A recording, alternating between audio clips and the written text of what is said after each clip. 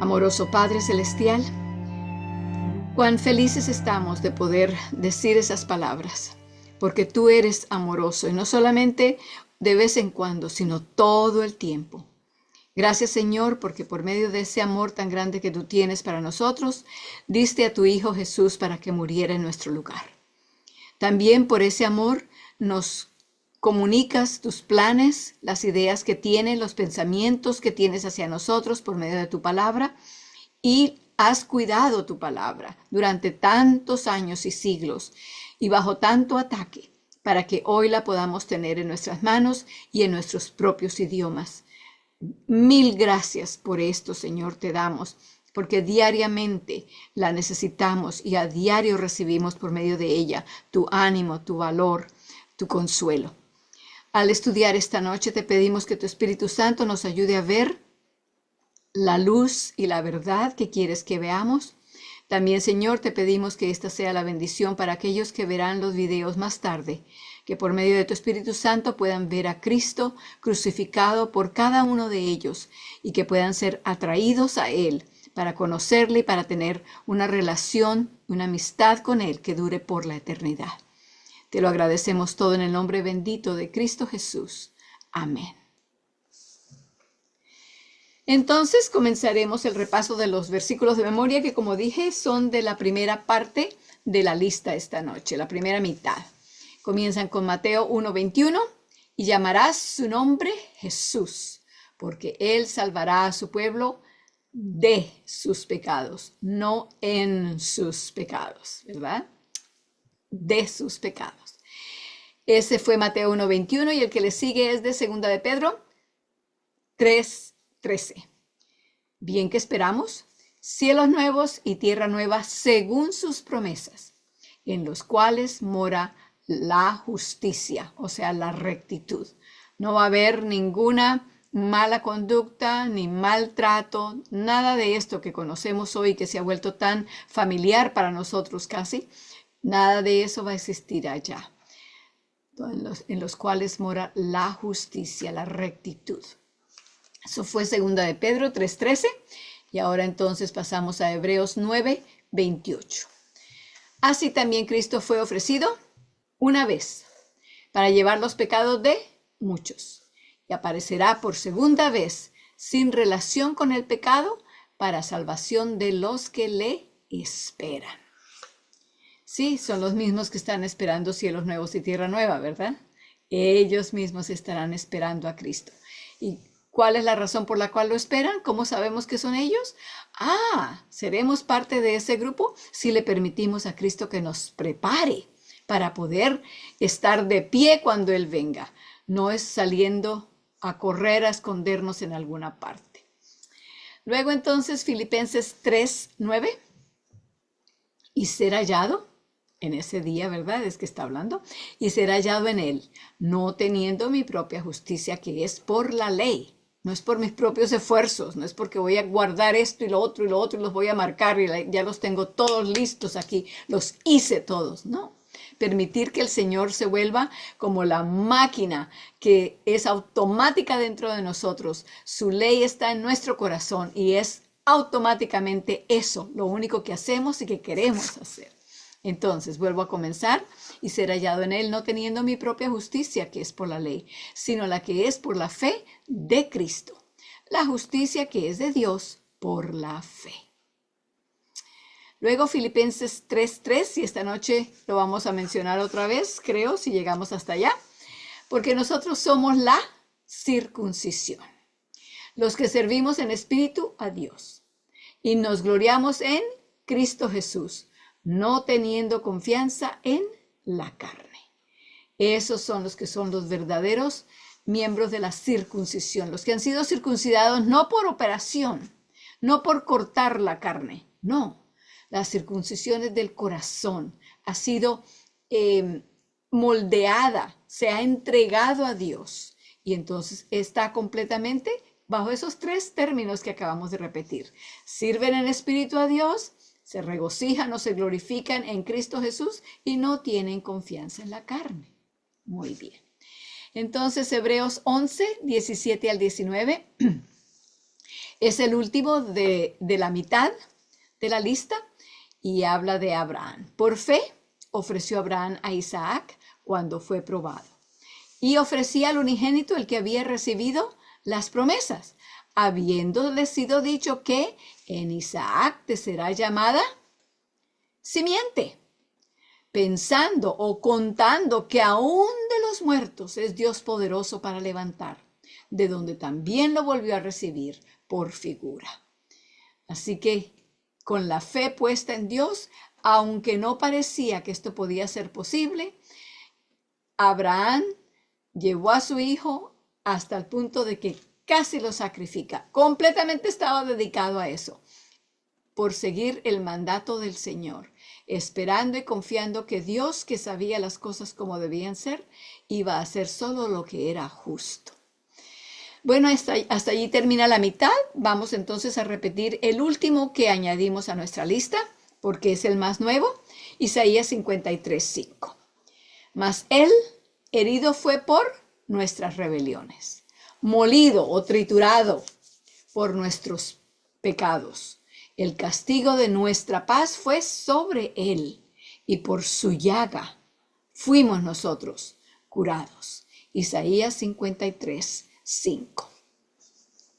Creo que otras veces les he dicho también a este grupo, y lo voy a volver a repetir, que una buena manera de repasar los versículos de memoria y facilitar el poder memorizarlos. Claro que como hemos dicho, es el trabajo y la obra del Espíritu Santo, pero la forma en que hacemos que nuestra capacidad tenga el mejor éxito en esto es repasarlos cuando estamos haciendo ejercicio, sea en una máquina, o sea que salgamos a caminar o a correr o a lo que sea. Son diferentes formas en que las personas hacen ejercicio, pero durante ese tiempo es mucho más fácil porque el oxígeno está corriendo libremente por nuestro cerebro. Entonces es una manera buena de ayudarlo para que pueda memorizar todavía más fácil. Entonces vamos a pasar a nuestro tema de esta noche, que estamos ahora en el capítulo 31, que había comenzado en la página 202. Ya estamos en la página 206.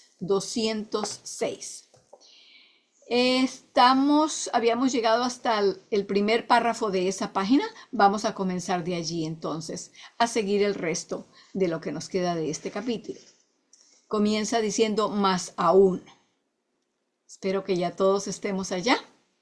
Muy bien, comienzo a leer entonces. Más aún, el espantoso terror del Sinaí. Recuerden, el Sinaí es donde Dios habló los 10 mandamientos desde la cima de la montaña, con relámpagos y truenos y trompetas y ángeles y una luz muy fuerte como fuego, etc. Entonces estamos comparando allí cómo Sinaí es idéntica a Sión, idéntica, se parece, tienen paralelos correctos, y eso es lo que estamos terminando de estudiar aquí en este capítulo. Entonces dice, más aún el espantoso terror del Sinaí no es más que el terror del trono de Dios en los cielos. Eso es Sión. Juan tuvo una visión del templo de Dios en el cielo y del trono en el que está sentado, y del trono salían relámpagos, truenos y voces. ¿Ve? Como decíamos ahorita, repasando lo que se había visto en el Sinaí, es lo mismo que Juan vio después, la forma en que la atmósfera, el ambiente en el trono de Dios se encuentra allá en los cielos. Eso viene de Apocalipsis 4:5. El templo de Dios fue abierto en el cielo, y el arca de su pacto. Recuerdan que estudiamos dónde estaba el arca del pacto en el santuario, aquí, en el santuario terrenal, en el segundo compartimento, y era el único mueble de esa sección del santuario, y en esa arca estaban las tablas de la ley, ¿verdad? Seguimos leyendo. Y el arca de su pacto se dejó ver en el templo. Hubo relámpagos, otra vez aquí está citando de Apocalipsis 11:19, y dice, hubo relámpagos, voces, truenos, un terremoto y grande granizo. Y luego de Salmos 97:3 dice, fuego irá delante de él. Estamos ahora en la página 206, el segundo párrafo. El terror del trono de Dios es el mismo que hubo en el Sinaí, el terror de la ley. Sin embargo, ese mismo trono es el trono de la gracia. Recuerda que hablamos en cuanto a el arca, como la tapa donde estaban sentados, donde estaban puestos esos dos ángeles que extendían sus alas y cubrían y miraban con su rostro hacia abajo.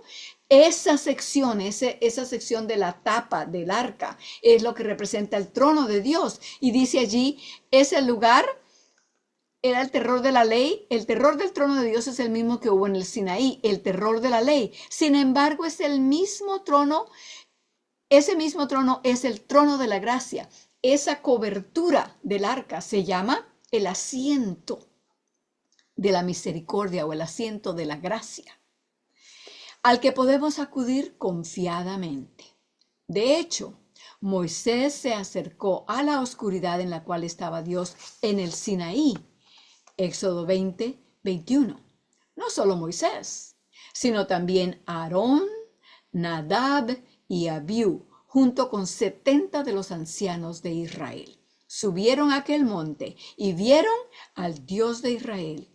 Debajo de sus pies había como un embaldosado de zafiro, semejante al cielo cuando está sereno.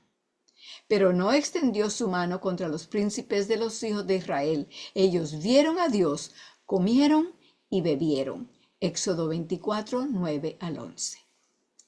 De no haber sucedido así, careceríamos de la positiva demostración de que podemos en verdad acudir fielmente, confiadamente al trono de la gracia.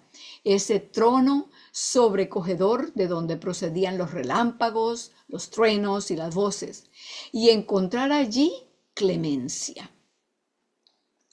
La ley hace que el pecado abunde, o sea, nos muestra realmente lo que somos. Pero cuando el pecado abundó, ¿qué sucedió? Sobreabundó la gracia. La cruz estaba en el Sinaí. Estuvo allí el trono de la gracia de Dios. Habíamos leído ya en la página anterior el versículo de Hebreos 4:16.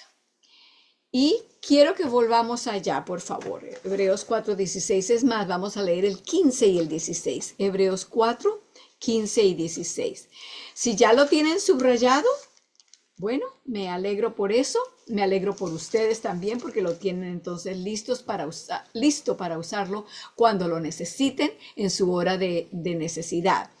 Hebreos 4, 15 y 16. Estos dos van juntos porque el segundo comienza diciendo, lleguémonos pues. Pues quiere decir basado en lo que estaba anterior. Entonces el versículo 15 dice así. Espero que ya todos lo tengan. Hebreos está en la segunda parte de la Biblia y ahí está también en el chat. Janet lo acaba de poner. Versículo 15. Porque no tenemos un pontífice que no se pueda compadecer de nuestras flaquezas o de nuestras debilidades, mas tentado en todo según nuestra semejanza, pero sin pecado.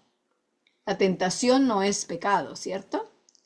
Eso es bueno entenderlo. Luego dice en el versículo 16, la invitación, lleguémonos pues confiadamente al trono de la gracia. ¿Dónde está el trono de la gracia?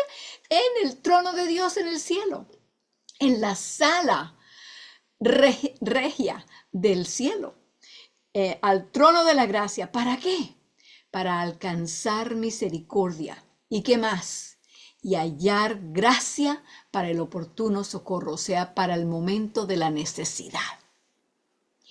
Como dije antes, si lo han subrayado, me alegro. Si no, subrayenlo o pónganle un cuadrito a los dos, porque esto lo necesitaremos tarde o temprano, no solamente para nosotros, sino para compartirlo con otras personas en medio de sus problemas, sus dolores, sus quejas, sus sufrimientos. Podemos compartir con ellos la invitación de Dios a que vengamos confiadamente al trono de la gracia, que allí encontraremos la misericordia la abundancia de gracia que necesitamos para el problema que se nos esté presentando.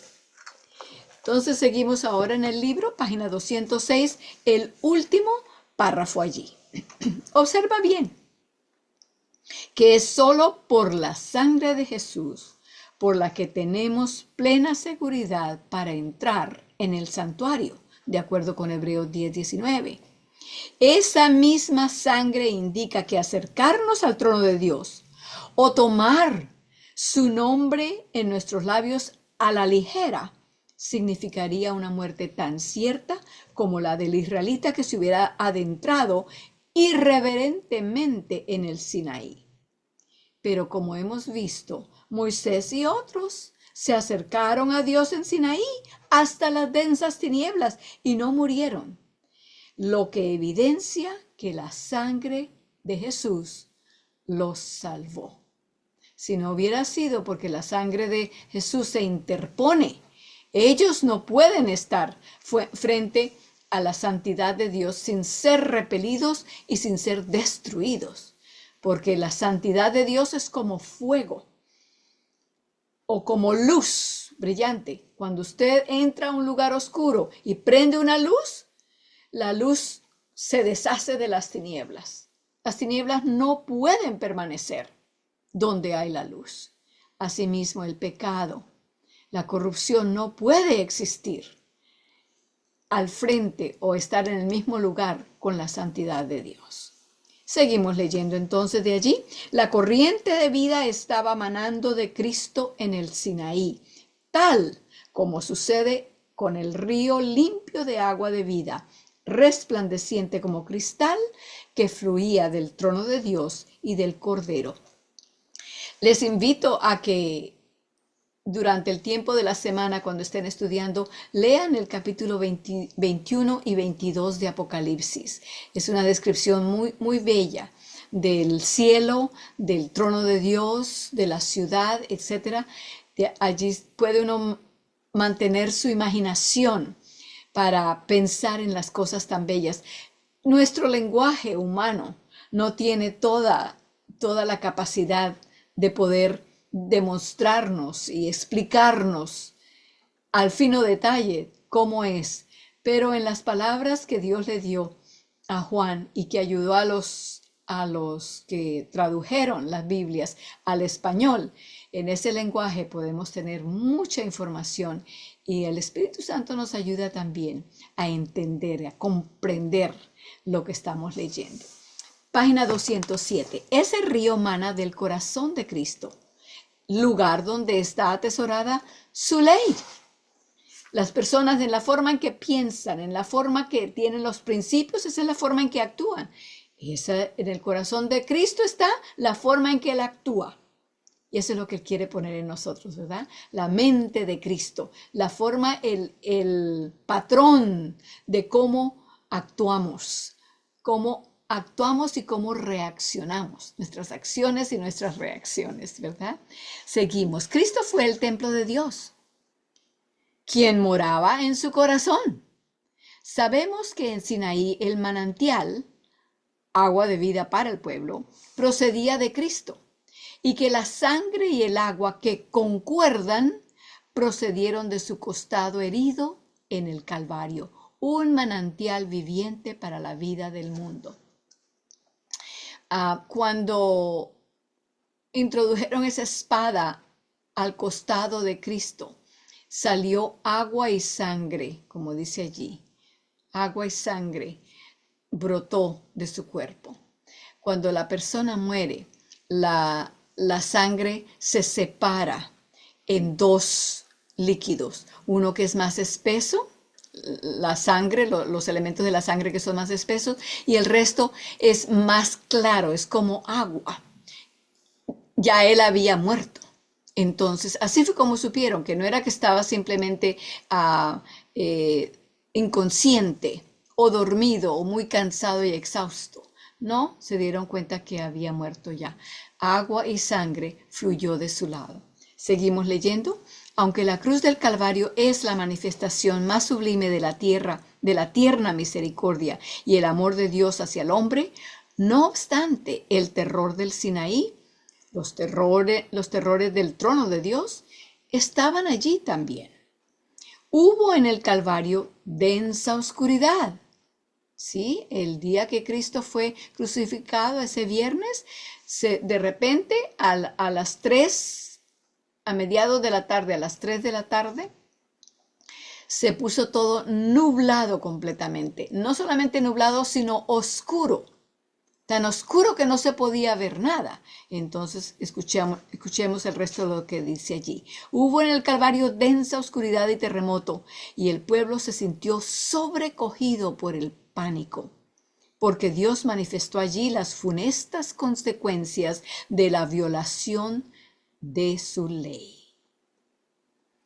Para que ellos se dieran cuenta lo que Cristo estaba sufriendo allí, la razón por la cual estaba muriendo, no era por sus pecados, sino por los pecados nuestros que Él llevaba como si fueran suyos, para cargar con el resultado, la paga del pecado, para que nosotros no tuviéramos que morir. Él estaba muriendo por eso.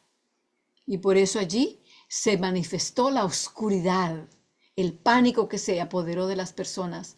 Dios estaba mostrando las consecuencias, las funestas consecuencias de la violación de su ley.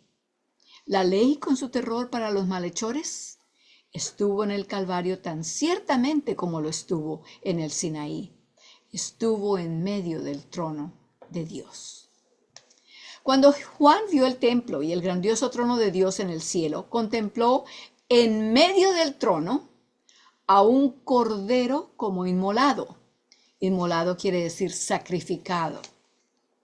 Esto está en Apocalipsis 5:6. Por lo tanto, el río de agua de vida de en medio del trono de Dios procede de Cristo, tal como sucedió en el Sinaí y en el Calvario. Por favor, subrayen las últimas líneas de este párrafo, 2, 4, 5 y media, no, 4 y media.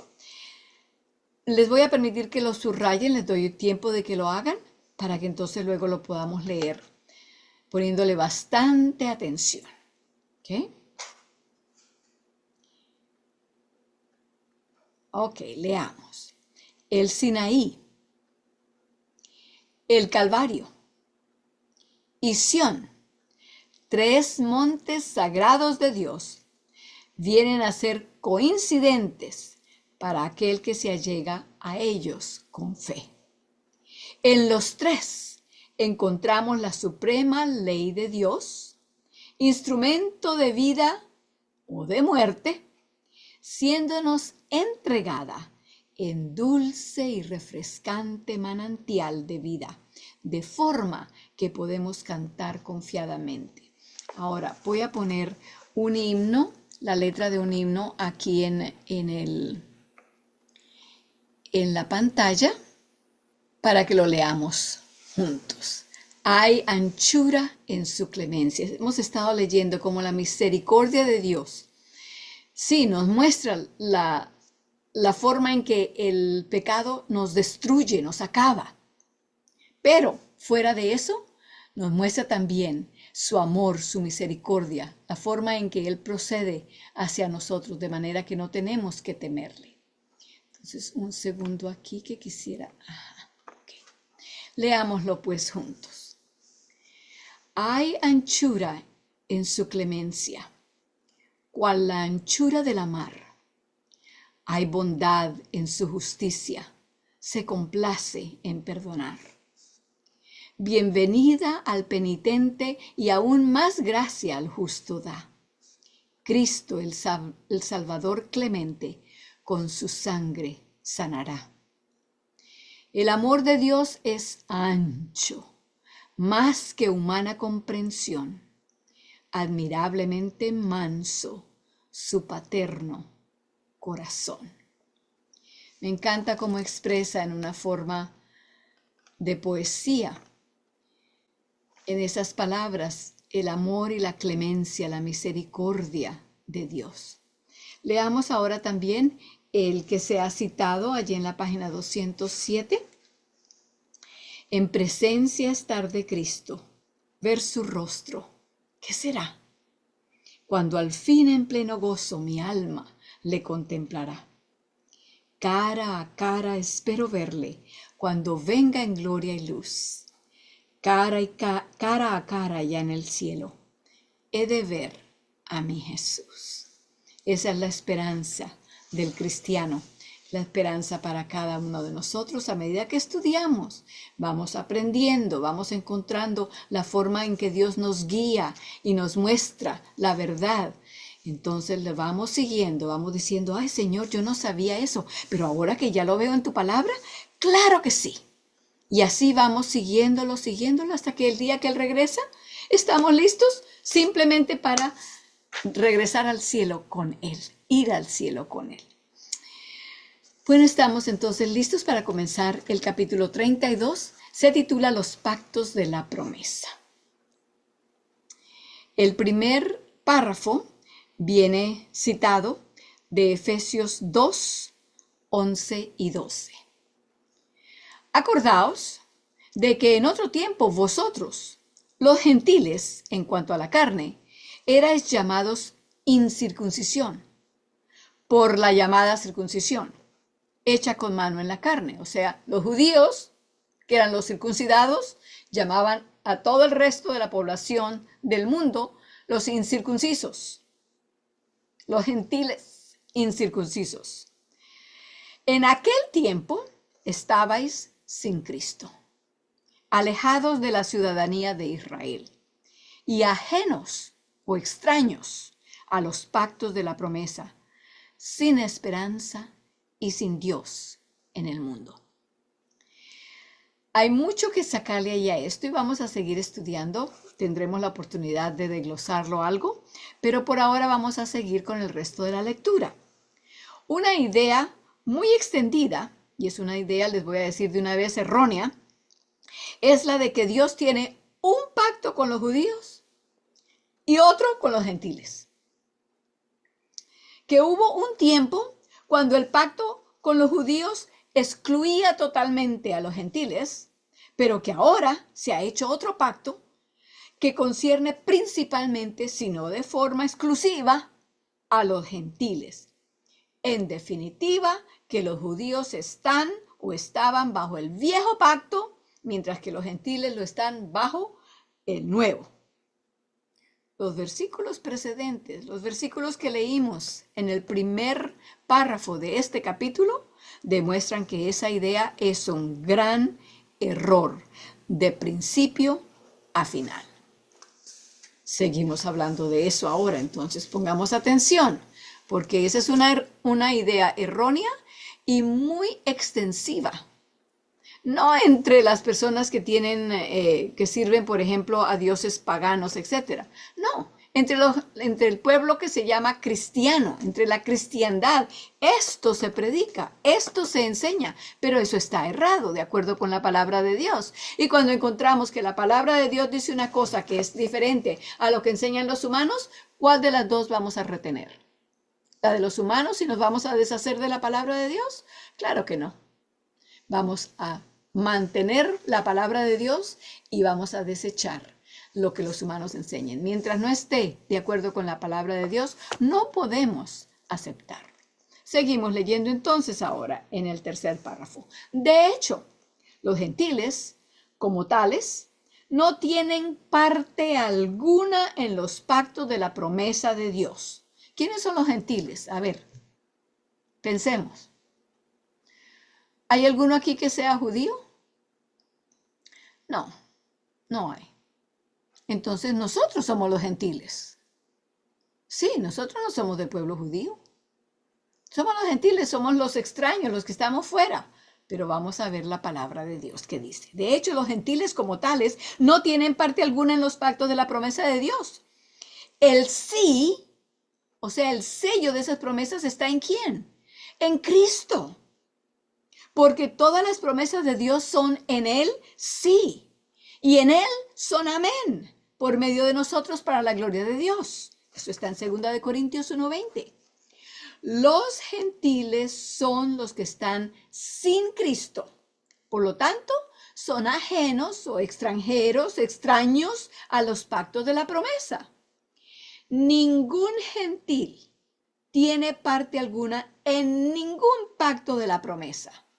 No nos desanimemos, hermanos, sigamos leyendo.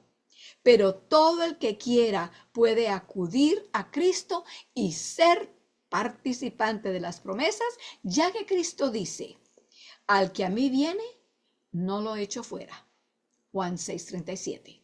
Ahora bien, cuando el gentil, nosotros, hace así, permitimos que Cristo sea el que nos dirija, sea cual sea su nacionalidad, deja de ser gentil y viene a ser un miembro de la ciudadanía de Israel. Porque el verdadero israelita no es el que nació en Israel, o el que es de descendencia de Israel, o el que tiene genes o sangre de Israel. Es el que recibe a Cristo. Sea de donde sea, haya nacido donde haya nacido, tenga nacionalidad donde la tengan, si reciben a Cristo, pasan a ser de la ciudadanía de Israel, el Israel verdadero, el Israel espiritual, que es por la fe, no es por nacionalidad, ni por papeles, ni por sangre, ni por genes. Página 209, las noticias se ponen mejor todavía.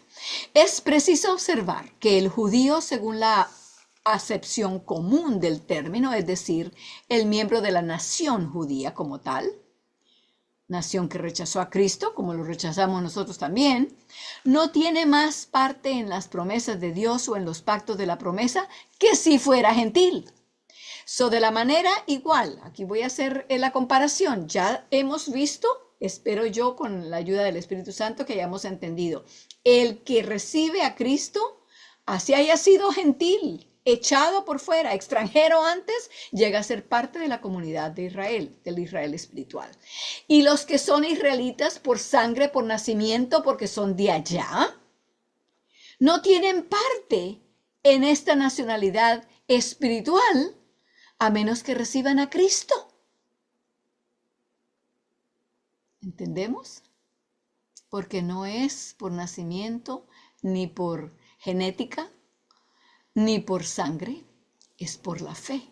Al recibir a Cristo, seamos de Israel, originalmente por nacionalidad, o no, somos parte, como dice al final de la página 208, de la ciudadanía de Israel, el Israel espiritual.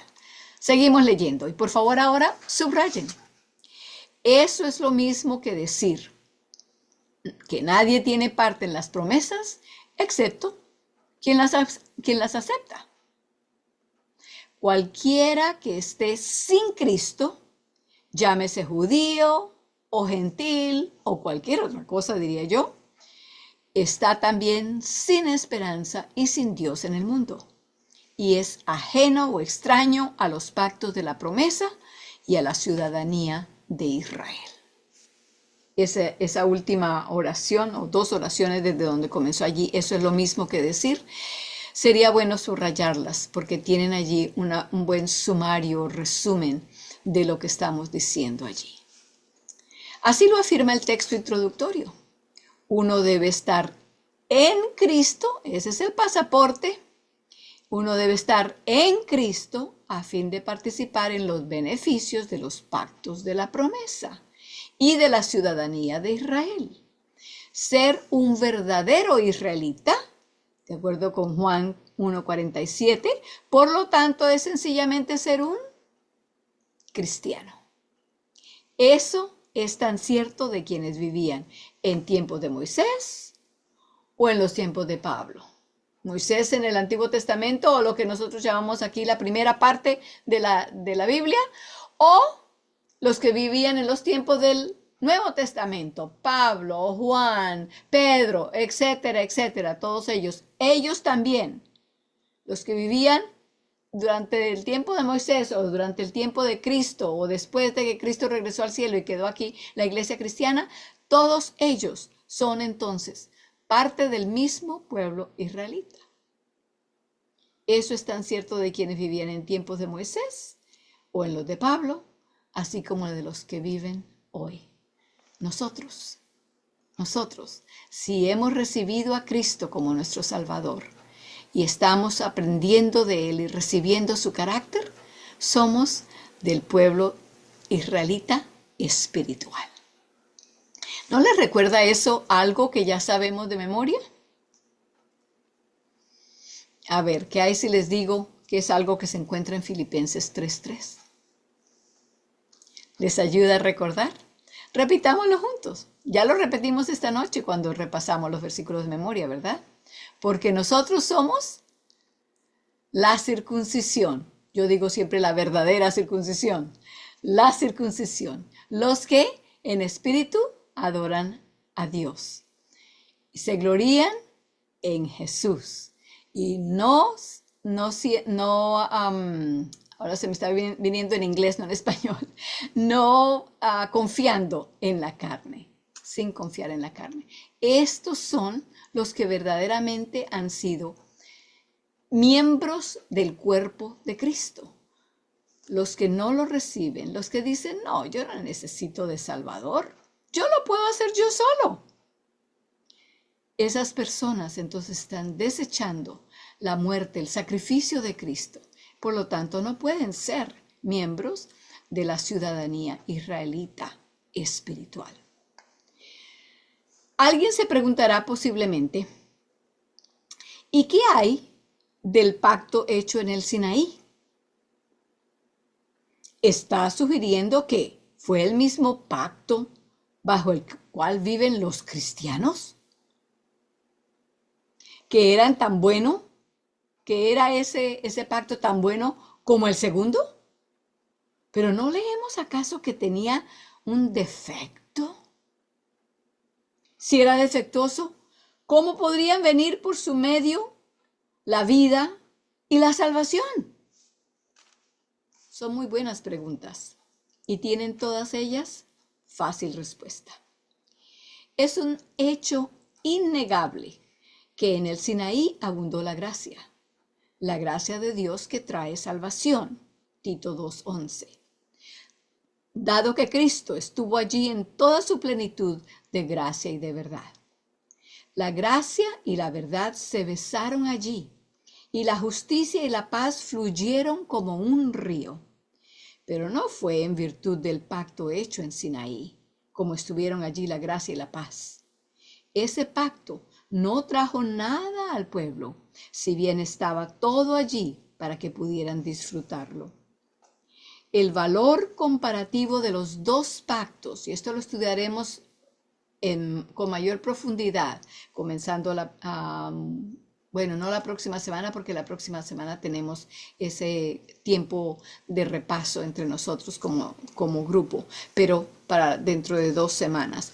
El valor comparativo de los dos pactos que guardan la relación mutua de primero y segundo, viejo y nuevo, se presenta en esos términos en el libro de Hebreos, que describe a Cristo como el sumo sacerdote y contrasta su sacerdocio con el de los hombres.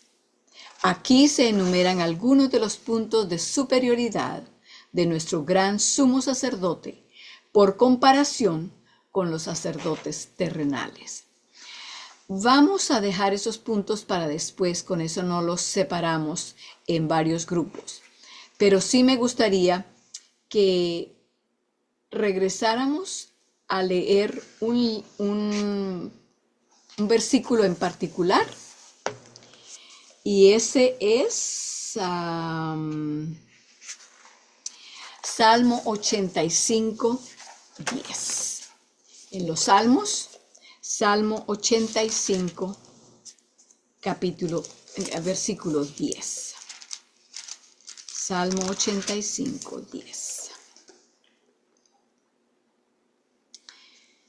Fueron palabras que leímos en el penúltimo párrafo del libro allí. Espero que ya todos lo tengan.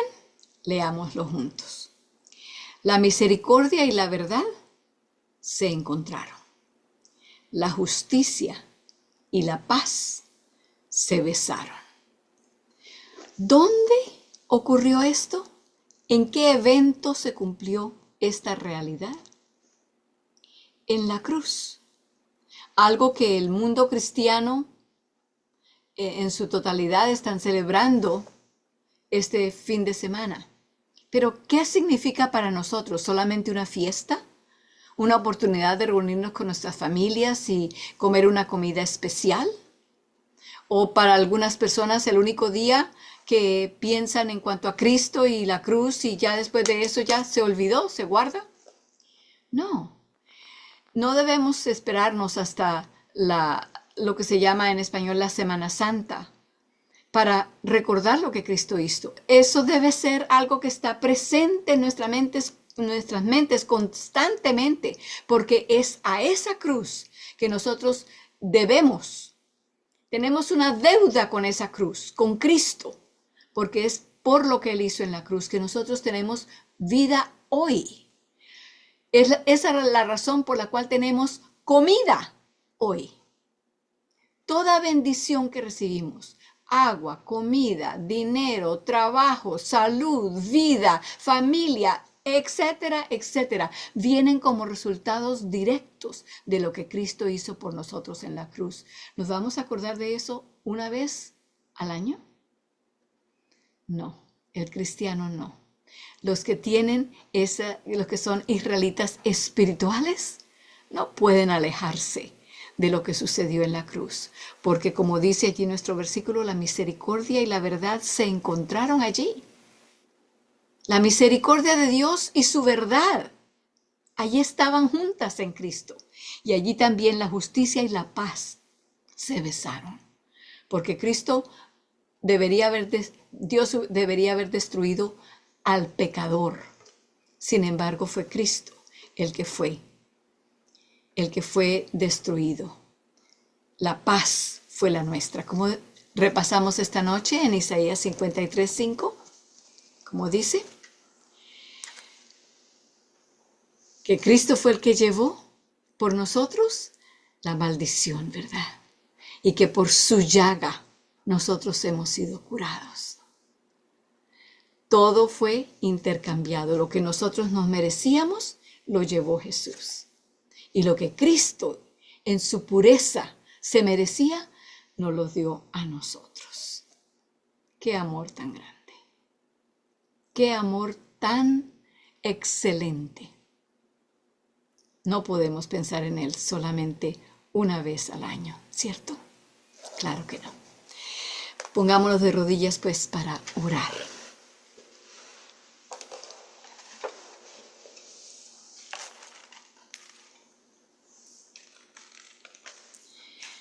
Amoroso Padre Celestial, te agradecemos porque no solamente nos amas desde lejos y calladamente, sin hacérnoslo saber.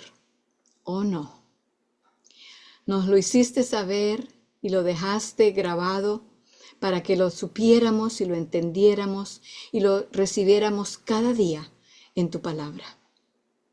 Gracias, Señor, porque diste a tu Hijo para que muriera por cada uno de nosotros, por cada uno de nuestros hijos, de nuestros nietos, de nuestros amados, porque Él murió por cada uno de nosotros individualmente, no por un grupo, sino por cada uno, por mis pecados, por los pecados de mis hijos, de cada uno de los miembros de mi familia y cada uno de los miembros de cada familia que está representada aquí. Él llevó los pecados de cada uno. Por eso se lo debemos todo a Él. Gracias porque nos lo haces saber y nos los muestras en tantas maneras, no solamente en la cruz. Con la cruz hubiera sido suficiente, pero sin embargo nos muestras ese amor diariamente en tanta bendición que recibimos de tu mano piadosa. Te pedimos, Señor, que al pensar y reflexionar en lo que tú hiciste por nosotros y en lo que sigues haciendo, que nuestro corazón halle muy fácilmente la manera de responderte. ¿Cómo no responderte cuando sabemos que fuiste a la cruz cuando yo me lo merecía? Gracias. Pero las palabras son pocas. Ayúdanos a agradecértelo con nuestras vidas. En el nombre de Jesús. Amén.